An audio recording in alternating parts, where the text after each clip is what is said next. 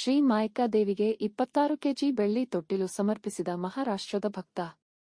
ದಕ್ಷಿಣ ಭಾರತದ ಅರ್ಧನಾರೀಶ್ವರ ಅವತಾರಧಾರಿಣಿಯಾಗಿರುವ ಶ್ರೀ ಮಾಯಕ್ಕ ದೇವಿಯ ಭವ್ಯ ಜಾತ್ರೆ ಭಾರತ ಹುಣ್ಣಿಮೆಯ ಹಸ್ತ ನಕ್ಷತ್ರದಂದು ಅತ್ಯಂತ ವೈಭವದಿಂದ ನಡೆಯುತ್ತಿದ್ದು, ಕೋಟ್ಯಾಂತರ ಭಕ್ತರು ಸಾಗರದಂತೆ ಹರಿದು ಬರುತ್ತಿದ್ದಾರೆ.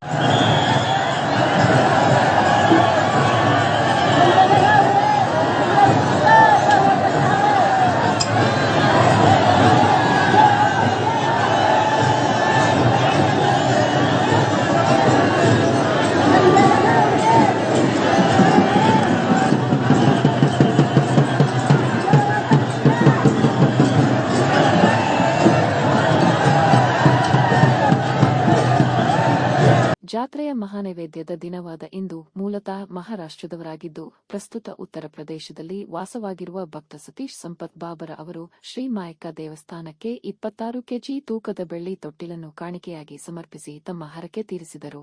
ಭಕ್ತ ಸತೀಶ್ ಸಂಪತ್ ಬಾಬರ ಅವರು ವಾದ್ಯವೃಂದದೊಂದಿಗೆ ಭಕ್ತಿಭಾವದಿಂದ ಬೆಳ್ಳಿ ತೊಟ್ಟಿಲನ್ನು ತಮ್ಮ ತಲೆಯ ಮೇಲೆ ಹೊತ್ತು ದೇವಸ್ಥಾನಕ್ಕೆ ಆಗಮಿಸಿದ ದೃಶ್ಯ ಭಕ್ತರಲ್ಲಿ ಭಾವಭರಿತ ಕ್ಷಣಗಳನ್ನುಂಟು ಮಾಡಿತು.